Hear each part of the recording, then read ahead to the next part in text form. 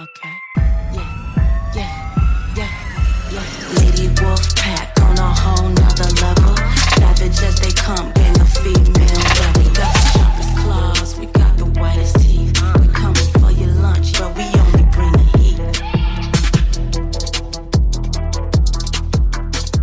Hey y'all, I'm Cassidy, the favorite daughter, obviously. And I'm Kim, her mom, her match, and the real reason she turned out halfway decent. Welcome to Mom's Favorite, the podcast where we laugh, vent, and overshare like it's our full-time job. Yeah. And we're coming straight to you from Austin, Texas, where the queso's hot, the opinions are hotter, and we don't sugarcoat a damn thing. You know, just think of us as Thelma and Louise, but only they're related and they have a podcast instead of a death wish. So go ahead and pour yourself something strong, maybe a margarita, get a little snack. Because here on Mom's Favorite, we got a lot to unpack.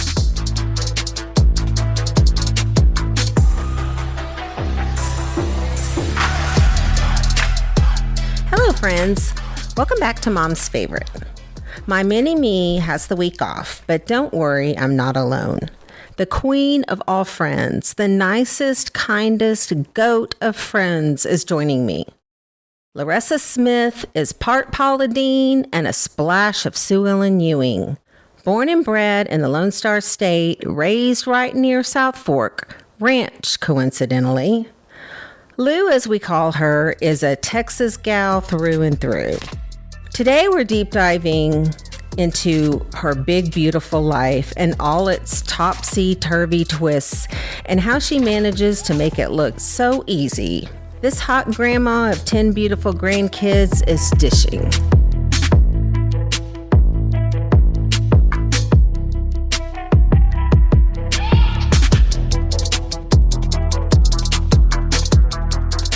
I am so thrilled to have my bestie, one of my very besties, one of my top one or two besties here today to talk about her life and her journey and ups and downs and our shenanigans.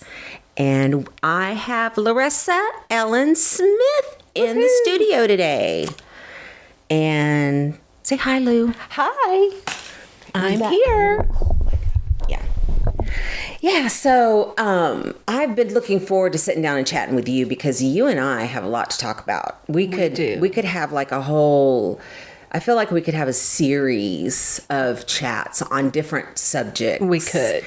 But so I think we could kind of start by saying how did we meet? We met through Bunko. No. Through Bunko. Bunko, the game that brings so many people together. Women, I guess. Yeah. I guess dudes don't play Bunko, but yeah. Well, they should. They should. And that's been, gosh, Hayden was in kindergarten and now he's 22. So it was that many years ago. I know what year it was. What? It had to be 2010 because that's when Cassidy got married and you came to Cassidy's wedding. And I barely knew you. Yeah, because I think we had met very shortly before that. And I don't know how that came up. Like, hey, my daughter's getting married. Y'all want to come and have a dance and a free meal? And I love weddings. Oh, I know. I like weddings too. Well, yeah, I like some weddings, but I liked her wedding. It was pretty fun. It was a beautiful wedding. It was so nice. It was lovely. Yeah. It was. And thank goodness they're still married. They are. And they're perfect together. Thank goodness they're still married. Because I'd hate to spend that kind of money on a wedding and then 2 years later they're not together they're like, anymore. Thanks for the party, Mom. I know. Thanks. So you and I, when I met you, I can just remember, I'm going to like this girl. First of all, we did hit it off really quickly, really fast. We did. Yeah. And I think it was that Southern, you had this super, it's not as Southern, but it is still very Southern drawl. And it was just so endearing. And so it's kind of why I kind of sometimes call you Sue Ellen. Even though you're Luressa Ellen, right. Call you Sue Ellen.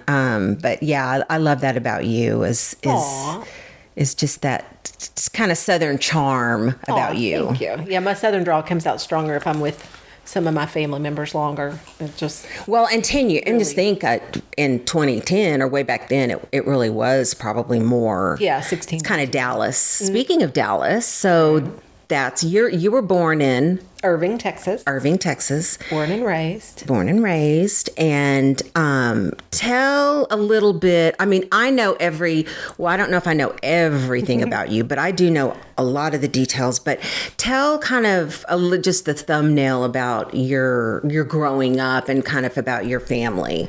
Well, I grew up in Irving, Texas. Like I said, we lived in the same house and basically till I graduated high school.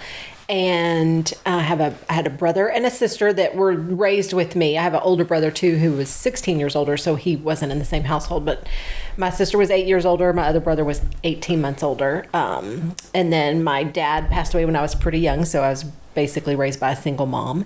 And it's a pretty good childhood. I mean, looking back, it's probably not something I would choose, but in the big scheme of things, just running around the neighborhood all the time, those fears that we didn't have to have back then. We were gone till when the sun came up, till the sun came down, and lived 4 houses down from our best friend Pam, who lives in Wyoming, but she is now mine and your best friend. Yeah, it's the tres amigas. It is. Yeah. So. Yeah, and so Pam and you met when you were like very, very young. What, grade school? Earlier than grade school. We know that I don't remember which one of us moved into the street last, but we figured it out that I was 3 and she was 2 when we started living on the same street. The earliest picture we have of the two of us together is her 4th birthday. Okay. So that would have put me 5. She likes to say I'm 2 years older because she was born in 73. I was born in 71, but it's actually 13 months. Because I'm a December, she's a January. So that's our earliest picture that we have. But, back then we didn't take pictures of everything. And, we didn't have a camera ready. So I think we've been friends since before then, probably. So yeah. Sure. I love your relationship with Pam. It's very unusual that you would have a friend that length of time in your life and still be besties and still be tight, and call each other every day, see each other quite often. I mean, I love that. It's so great. It's like your sisters, really. Right. And it's like a sister that I chose, I'm not forced to be around her. So yeah, it's really good. And, it's tough that she lives in Wyoming, but she and I we kind of talked about it a little bit this morning, that we think our relationship might even be stronger because we do live far away. Yeah. That, we have to be purposeful with our communication and when we see each other and things like that. So, well, now in time, living far away is not really as big a deal. I mean, you can just pretty much communicate and reach out and touch anybody anytime you want, and I reach out and touch by like phone, that is. But that used to be a slogan. I know. Reach back in the day. out. We did that was on it one Southwestern of Bell? Yeah, I think so. Reach out and touch someone. That's an now oldie. You're not allowed to do that. That's inappropriate. I know. So, but now, it's, and you can jump on a plane and get anywhere pretty quickly. And, so it's such a beautiful friendship. I actually love Pam. We all love Pam too. And that's what's been great about this friend group that we have, that y'all have all embraced my best friend Pam too. I mean, you've embraced my family, everybody, but sometimes it's hard to infiltrate a girl's friend group with other girls. Oh, it totally is. Even at our age, sometimes it's difficult, but I mean, Pam's pretty easy to love anyways, but y'all have just embraced her and she's embraced y'all. So it's been, she's just part of the group. And Pam is just kind of person you just really can't help but love. I feel like she's just a bottle of joy. So. She really is. She really is. And she's, a good friend. Like she's one of those people that, if anything happens and, we've talked about this, like I always think my life is so boring, but when I look back at like events, it's not. I've had some major events in my life. Yeah. Any of those things, she would be here in a heartbeat. Oh yeah. And she has been here in a heartbeat when I've needed her. Even when I didn't think I needed her, she would just show up. So, Right. even from Wyoming, which is not the easiest state to get to Texas from. Oh, I know. It's not one single plane right away. So it's Oh, tough. yes, I know. I remember the times of her coming, and she sometimes gets bumped to the next day even just to get here. So, yeah. Yeah, it's tough. Yeah, so it's just beautiful. And so you guys grew up, but you now are living in, obviously, in 2 different states. And, but you and Pam, y'all kind of ran around together, and you both had children together, right? Weren't you kind of both having kids kind of about the same time? Or no? Not at all. Actually, I mean, Hayden and her kids, yes, but I had twins when I was 20. That's right. My first marriage, I had twins. And so that was back in 1992. And she was still single and living her best life. And, I was only... So you got married like right out of high school. Right. Okay, you got married, and he was Don't probably ever do like a that, jock. people. Don't ever do that, people. I know. Yeah. I know. Don't do it. Believe me. He was older than me by 7 years, I believe, 6 or 7 years older than me. Okay, I did not know that either. Okay, I'm learning some new stuff about you, so which he was is nice. definitely an adult living, adult life, and I was robbing the cradle. basically. I mean, I was 16, I guess, when we started dating, and then I didn't have. Although my childhood was great, I didn't have the absolute best home life. Right. And so I wanted to get out of the house. And Yeah. I think back then, especially in the early 90s, the way to get out of the house is get married. And married. I got married when I was 18, 28 days after I graduated high school. Crazy. I got married.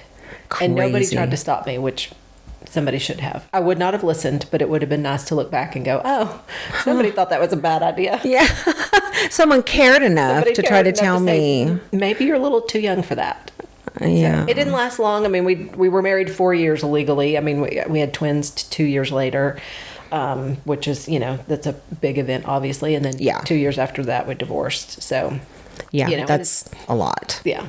I mean, even just getting married that young and just being thrown into adulthood of, having the responsibility of twins. Oh my God, that'd be insane. Yeah, so Pam didn't have kids because, like I said, she's 13 months younger than me. So she was 19 when I was having twins, and she was as helpful as she could be at that age. I mean, it's just, who's going to pitch in and help with, twins at that age? But she's always been a great aunt. She's their Aunt Pammy.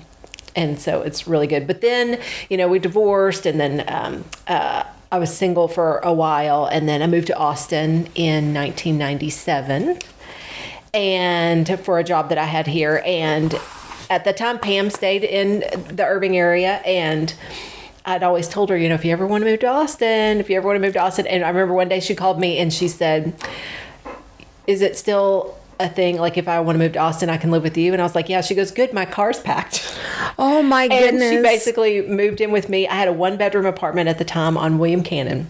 Oh my goodness. And we lived in that 1-bedroom until we could transfer to a 2-bedroom. But I remember it was funny. One of the neighbors, I can't remember if he was above us or below us. It was a guy that lived by himself. And he always like, so where do y'all sleep? We're just like, none of your business. But it was great because, I mean, we've been best friends since, we're basically sisters. And then we transferred to a 2-bedroom and we lived together for a while. And it's probably the only roommate situation I've ever had that was good. Yeah. Because we got each other. Yeah. Like, I know, when she wants to be alone or vice versa, and we don't take offense to it. We just kind of like, okay, Yeah. And she didn't get mad if every time she loaded the dishwasher, I came right behind her and redid it because I didn't like the way she did it. She might have got mad, but she didn't say anything. But we lived together really well. And then I'm trying to think.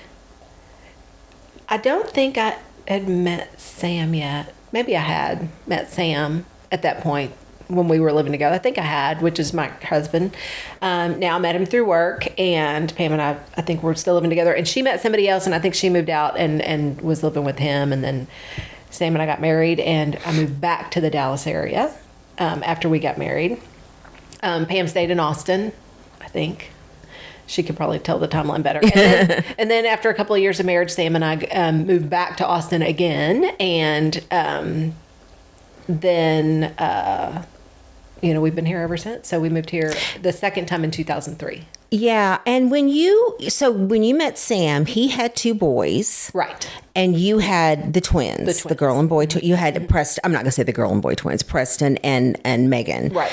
And so one of the things that I really admire about the Smith family is how y'all have blended together as a blended family, because that is not easy to do. It is quite difficult to do. And you guys made it somehow kind of made it look just natural, the way that you love each other's kids, and there is no step son or step mom or step anything. And right. And there's really not, we don't just say that. I know a lot of people might just say that, that's what I mean. It's just, it really is just a normal way of life for y'all. Right. We don't look at each other's kids as your kids versus my kids and our kid. I mean, we do have his, mine, and ours, because we did end up having one together, and then he had 2, I had 2, we have one together.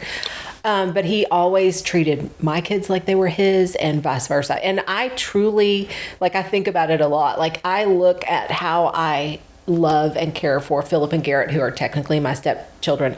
I don't love them any different than I love the ones that I actually gave birth to. I love those boys. I love their families that they've created. It's just an extra, it's a bonus. I feel like I'm their bonus mom and they're my bonus kids. They're great kids. Exactly. That's what I see too. And I think I'm pretty close to the goings on a lot in your family. I've seen it for a lot of years, and I have definitely seen that trend for sure. Sam treats your kid, Megan and Preston, as they're his kids too, and vice versa. And I think it's so great. It's hard to do, and it's really nice that you guys have been able to do it. So, you and Sam, you've been married how long? 25 years. Wow, 25 years. That's 25 let's see. Egon and I are also 25. Well, we're going this coming year will be 25 Yeah, years. because you got married in 01, right? And we got married in 01. Yes, that's the way I can remember, because we got married in 2000. It's really easy math. Yeah. Because the older we get, the harder it is. Yeah, and thank goodness for Sam, because raising teenagers isn't good. Now Megan and Preston, I guess we got married in 2000, so they were 8 when we got married, so they were 6 when we started dating, and thank goodness for him, because the trials and tribulations of just plain old teenage life is tough enough to deal with. And he's where I'm, where like this, when things go wrong, I'm like, oh my gosh, what am I going to do? He is the calm, and he can calm me. And so when things go wrong, or the trials and tribulations we've had with obviously one of our children, he makes things easier. He's definitely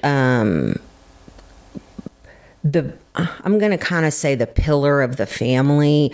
I see him as kind of being the strong one for everybody. He is. And that's really great. And also too, Sam is just the kind of man that would just do anything for anybody. And I love that about him. He's a great guy. He is. He's a great catch. Second time arounds are better, aren't they? Huh? Yeah. And for him, third. I'm his third wife, but hey, third time's a charm. Third time's a charm. And then for me, I got it right the second time, thank goodness. So speaking of raising children, we've all been our friend group. We've all been through the trials and tribulations of raising our kids, and all of them have their own unique set of issues, circumstances, everything. But you particularly have had a really hard road with one of your babies. And I think right now, because of what's been going on in the media with the Rob Reiner story, it's bringing to front and center a very important topic, which is mental illness and addiction in families. And I think it's a huge problem going on, way more than we know about. The only reason why, it's becoming really front and center is because of the Rob Reiner story. But you have a terrible story. It is a horrible story. And what's really tragic about it is that literally could be any one of us. Right. And And they had means and they tried everything to get this kid help. Yeah. I mean, he was in rehab, several times, like 19 times. I mean, it's a ton. And, it shows that kind of thing can affect, it doesn't matter how much money you have, where you come from. Addiction affects every person with every walk of life. Yeah. I mean, it doesn't matter where it strikes. And that's what we've dealt with since, and it's Preston, and we've dealt with that since he was a teenager. And it's tough. And he's still, he's 33 and still very much in the throes of addiction. And because of that is really not part of the family. Yeah. And it stinks, especially this time of year. It's the holidays, he had his 33rd birthday and he's a twin. And so I can't even imagine how that affects his sister. I mean, we've talked about it a lot, but I can't put myself in that shoes because I'm not a twin and they were very close. But she's really had to put up a barrier too, because she would, use her last bit of money to give him whatever story he was saying that he needed money for, but it was really just so he could go get drugs. So yeah, well, it drags everybody into it. There's not anybody in the family problem. Oh, it's totally. A family problem.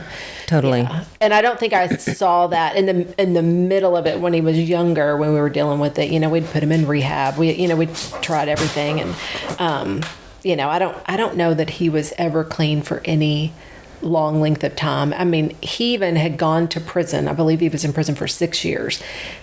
And he wasn't even clean really in prison, 100%, because they can get stuff there. It's not as easily accessible as you can get it like on the streets, but they could get it there. So he was clean when he got out of prison for at least 5 months, because when he did get out, we made sure he had a job and he lived with us. And he did really well for a little while. He did. And then he got a car, and he got freedom. It was a little too much freedom.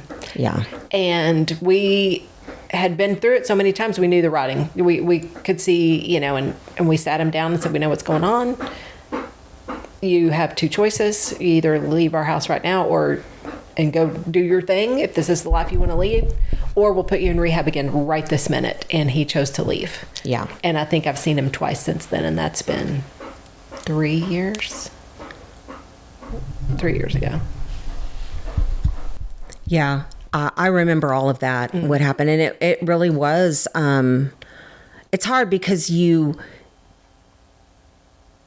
start feeling hopeful, and they kind of look like they're kind of going in the right direction, and then it kind of all falls apart. I mean, I have a little bit of experience with this scenario, not addiction, but with Jake, with a lot of the similar, where you would work really hard to get him to a certain place, and then he would just slide back out of it and be back in the... And you start to see that silver lining, and then all of a sudden... It's just jerked out. Yeah. It's a really, really emotional, difficult... difficult is like, your kid won't put their shoes on. This is hell. Living this life is hell. And we know several people that are living a very similar situation. And it is just the most helpless thing. As not only as a parent, but even as a friend, even watching your friend go through these things. And it doesn't compare to obviously being the parent of an addict, but I admire how you've put it in its place.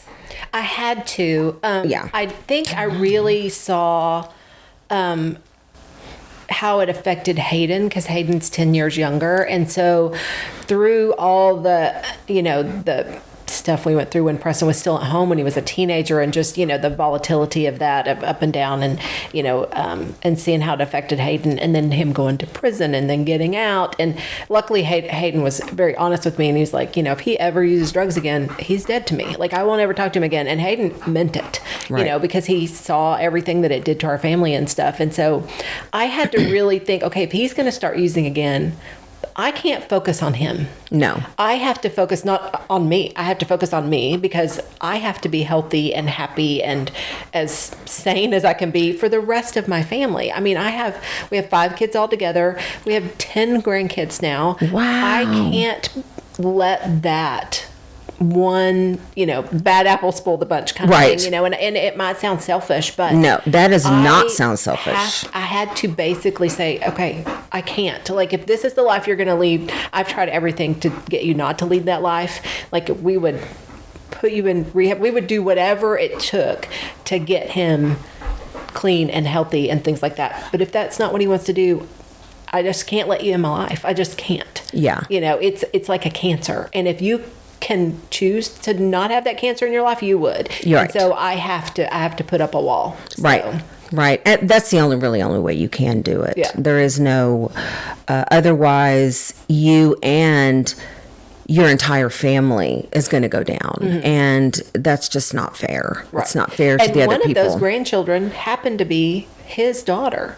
Yeah. Who is an amazing little girl, and she's 10, and he has seen her. I mean, I guess he saw her, when she was little, like 1, and then he went to prison, and then he only saw her once when he got out, and then he started using again. And her mom, to her credit, she puts that little girl first and said, okay, if he's using again, he cannot see her anymore. Like, she put her foot down, and I admire that she doesn't let anybody else, because sometimes his dad be like, oh, you should let him, be in her life and blah, blah, blah. But no, that's not fair to her. I mean, that little girl, either needs to have a dad in her life or not. She can't have the in and out. And she's asked some questions now that she's 10, she's asked some questions, and I'll be honest as I can to a 10-year-old. Her mom's pretty honest with her, which is good. But he is missing out because she's pretty awesome. Oh, she's amazing. I have a very special place for her. Yeah. And well, I mean, a lot of your grandkids are I feel that's true. They're close to, but I definitely do her. She is a very special, sweet, and beautiful girl, and he is missing out. But that's the thing about addiction. And I just want to say this is completely, I'm not a doctor. I don't even really deal with addiction itself. However, I will say that I truly believe 100% that it is a mental illness. I believe that I don't believe that anybody starts out to become addicted. Mm-hmm. I think that they're trying to stop their pain or whatever it is that they're having to deal with. They can't deal with their demons. They can't deal with life, and it is a lot. Mm-hmm. And they turn to something to take away that unfortunately gets a hold of them. Right. And I have more than most people, I have a lot of sympathy for addicted people because I could really see how that could happen to someone. And I don't think that they want that life. Right. And that's what I learned when he was in jail prior to his sentence, before he actually went to prison. I went to, I think it's called NAMI. It's a National Association. Oh, yeah. Yeah. So they had a class for parents or people whose loved ones are incarcerated. And so I went to a class at the Austin or the Travis County Jail, and I would go to class there, and they, kind of put it in perspective that they're like, it's mental health and addiction go hand in hand. It's either you have mental health issues and so you start using drugs to compensate for that, or you start using drugs and it creates a mental health problem because it affects your brain. Right. And I don't know which one of those was Preston. He probably started smoking pot like early teenage years and things like that. And for him, 100% it was a gateway drug because he was always chasing that next, high or whatever. But, it is definitely a mental health problem, whether, I don't know which one came first, the chicken or the egg, but it's definitely those two go hand in hand. So. Yeah. And I look at some of back on the Rob Reiner thing, I look at some of the videos and some of the things that they're talking about after you try to decipher what might be true. Mm-hmm. But I look at that kid when he was young, Luressa, and he had something going on. Mm-hmm. It was obvious that he had, I'm not going to say autism. I don't know if it was autism or he definitely had, what if he had pans are pandas. Right. Which makes you rage, which makes you crazy, which makes you, I mean, I think there's a lot of undiagnosed things that are being treated as like schizophrenia and then they turn to, alcohol or drugs and so, I think it really starts at a young age, hopefully.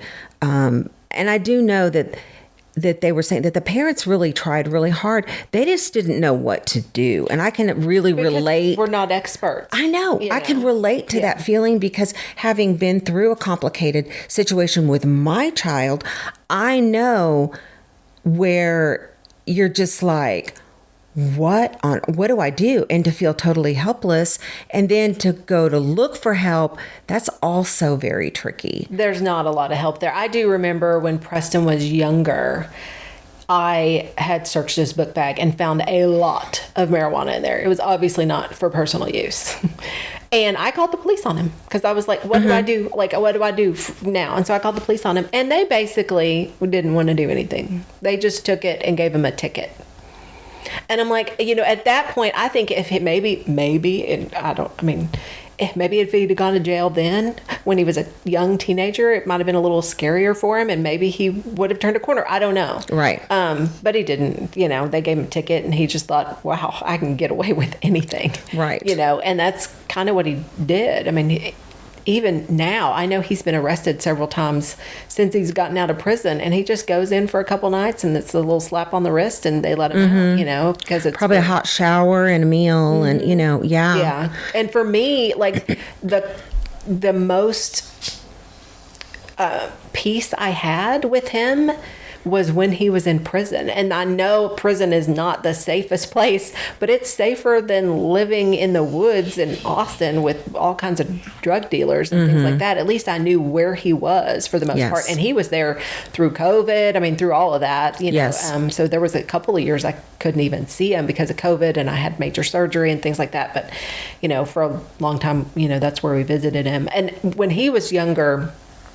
I try to look back and see if there was some like mental health. I don't know that there was any. And you don't know because you're a mom. You don't know what signs to look for unless they're blatantly obvious. Some things are just chalked up to, he's we went through a divorce or he's been changing a school. I don't know. You can just relate to just life occurrences and it's just, or puberty or whatever. Yeah. And it's hard for me, I guess, I've not personally ever had an addiction. And so it's hard for me. And I've had some really bad things happen in my life. And I'm like, if I can get through that and not turn to drugs, like, why can't you? Like, it's hard for me to relate, I guess. It's really hard for me to relate. I remember on the Pay Me Out Loud thing, how she had said, when you use substances to numb your pain, you also numb the good. And I guess maybe I've always kind of thought that. And so because I don't want to numb anything, like I want to feel it, touch it, feel it, smell it type of thing, and then move on. I can compartmentalize pretty well. And so maybe that's part of why I haven't had to turn to anything, because I can kind of turn things off. Yeah, you can. And that's actually a very good quality to be able to have, because they try to teach me that in therapy too, but it's really hard to do, to compartmentalize your feelings and your emotions like that. But you, my dear, are a badass.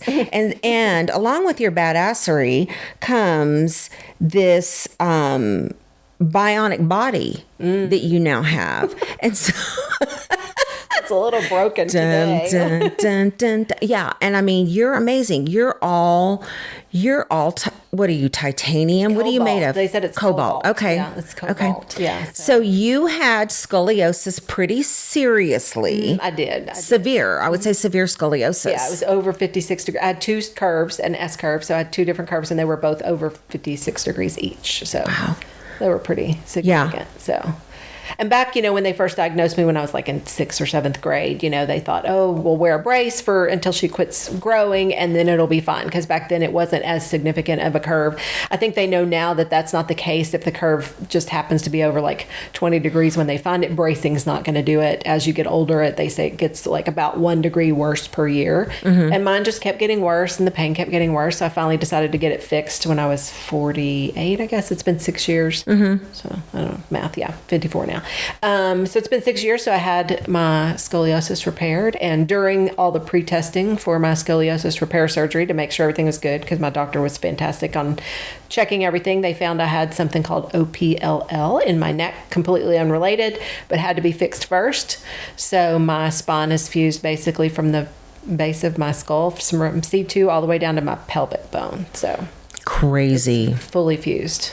That's crazy. And I grew 2.5 inches from my surgery. So I know. And you are quite a bit straighter and taller. I do. I have great posture. You do. You really do. And I can remember the first time I saw you take your shirt off and your back, and I saw those lumps on your back, and I was like, oh my God, how is she not in so much pain I think with if that? it was gradual, it wasn't like, if it was an injury, like an acute thing that came on all of a sudden, but I think it just, I was in pain, but it just like a little bit worse each year. And I'd gone to see my doctor every year for a checkup for like 10 years before we actually decided surgery was.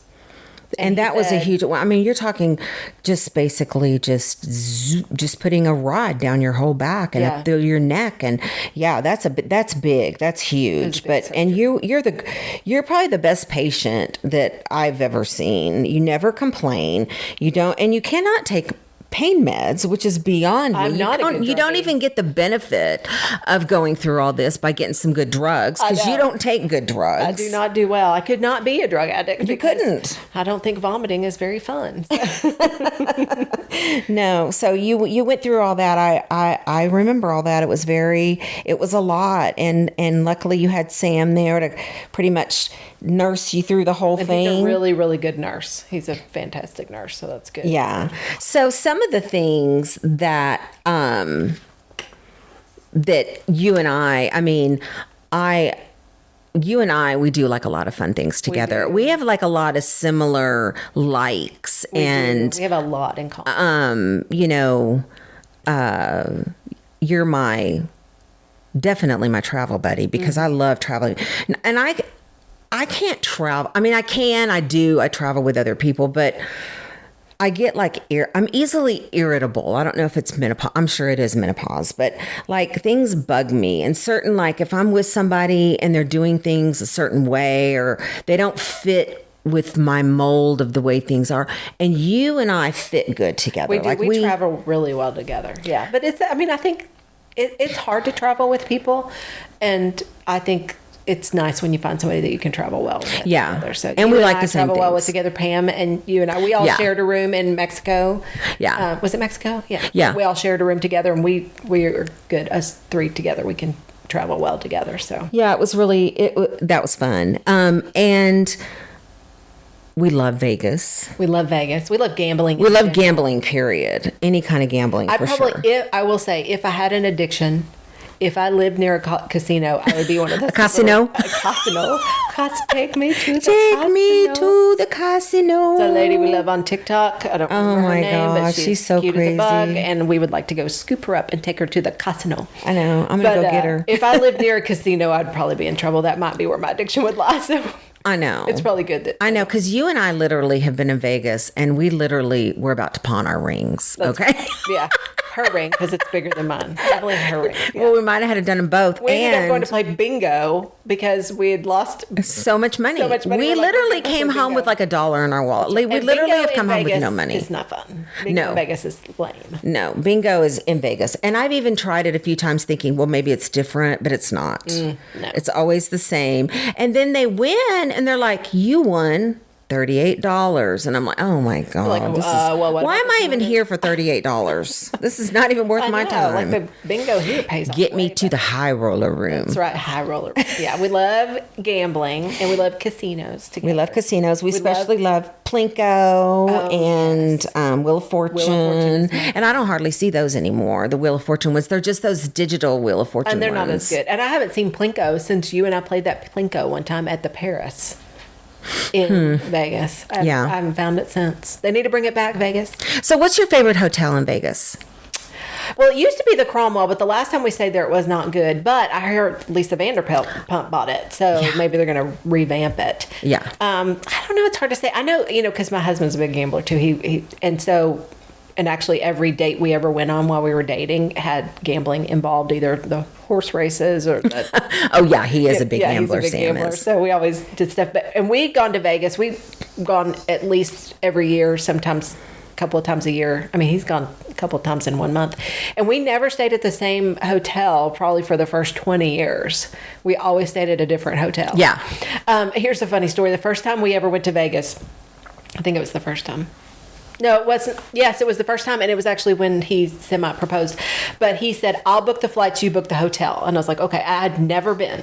And he said, just make it sure it's someplace on the Strip. Now, this was in, like, 1998, and way before you could just Google anything. And so I found a hotel on the Strip, and I was poor and cheap.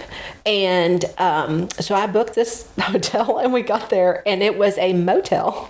Oh, no. Called the Westward Ho. So the casino was not even attached to it. It was in front of it, and then the motel rooms were in the back. And so motel. And you like park in front of your door, one of Yes. those places. Oh, my And God. so the doors open to the outside. Yeah. And not...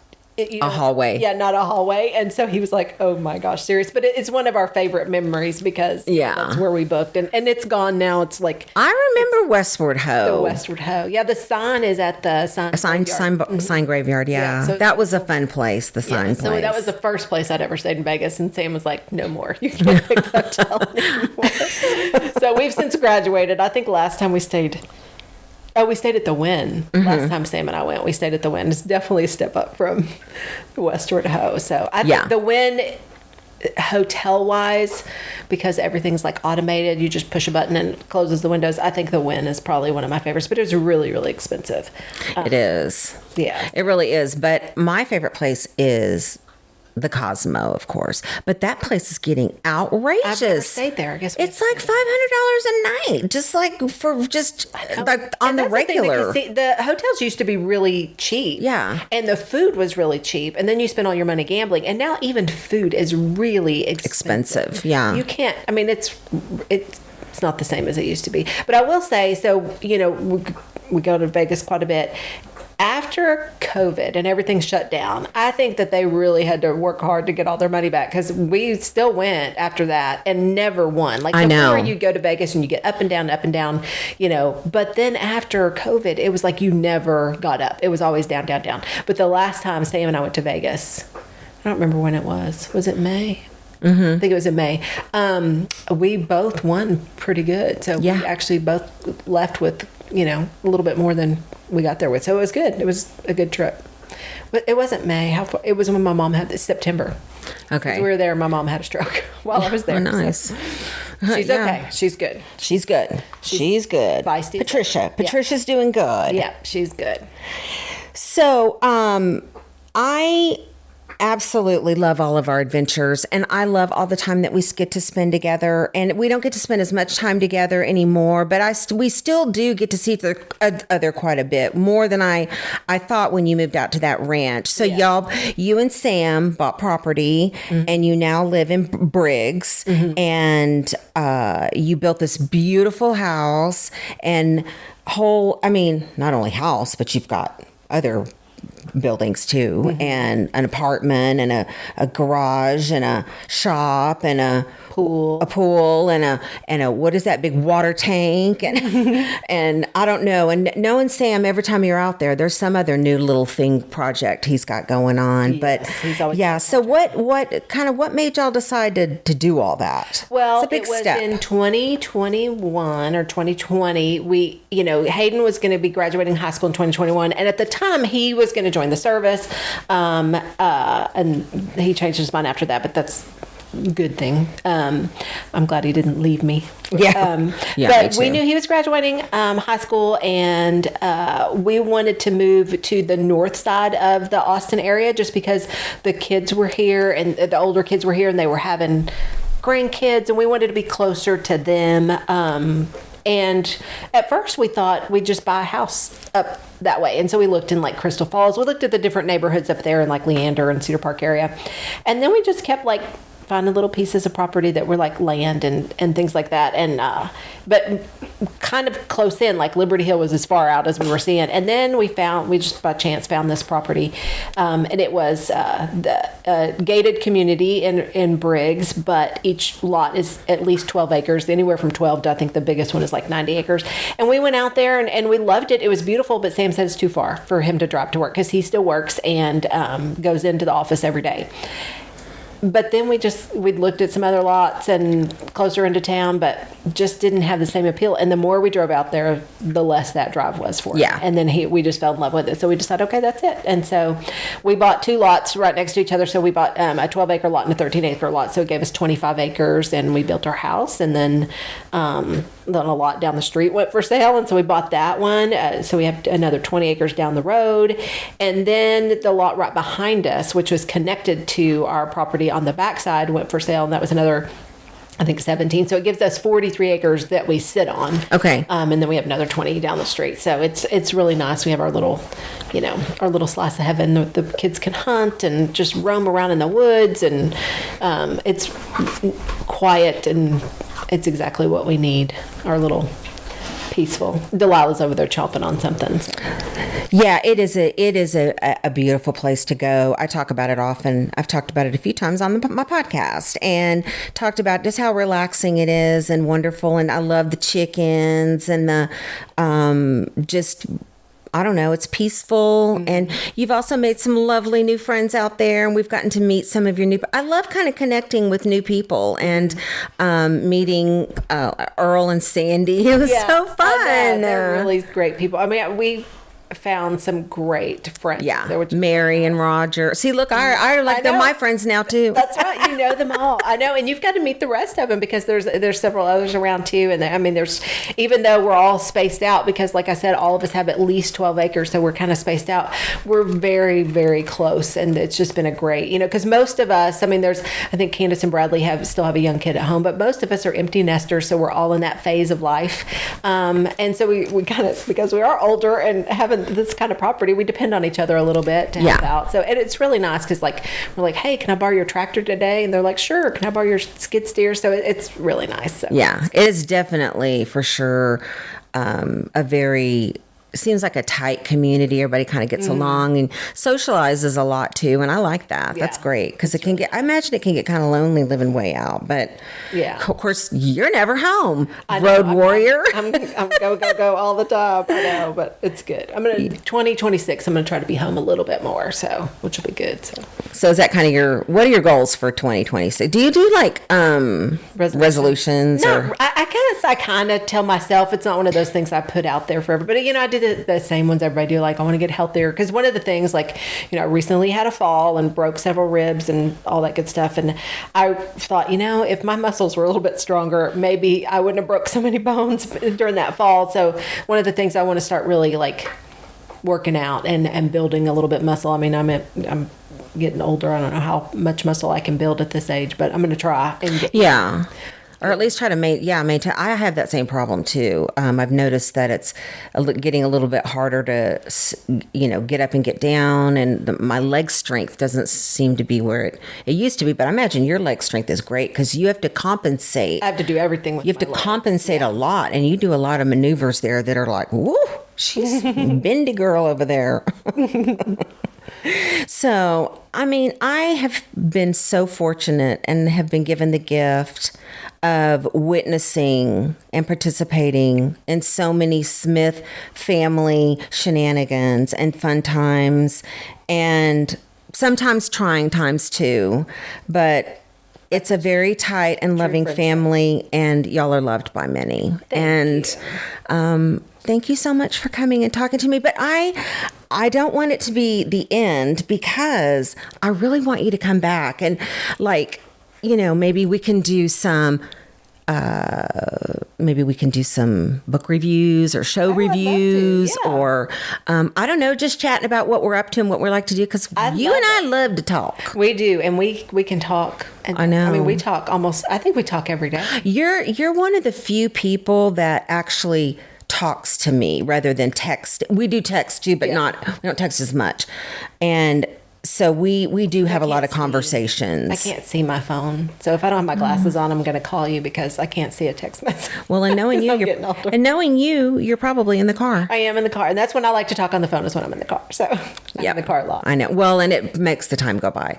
And it's, kind of double duty, kind of doing more than one thing. Yeah, at this kill two same- birds with kill one two birds stone. with one stone. Yes. All right. Well, we're going to go and have some lunch with our other Tier 1 friends today. right. So we're going to sign off for here. Thank you, Luressa. I love you so Anytime. much. I love you I love you. I love you. Love you too.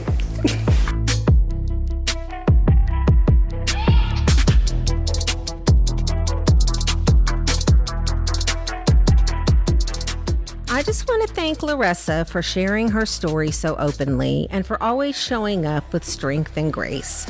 Watching her walk through life with honesty, humor, and heart is one of my favorite things, and I'm so grateful to call her my friend. To everyone listening, thank you for being here. I hope this conversation stays with you long after it's ended. If you enjoy Mom's Favorite, please share us with your family and friends. Until next time. Bye, y'all.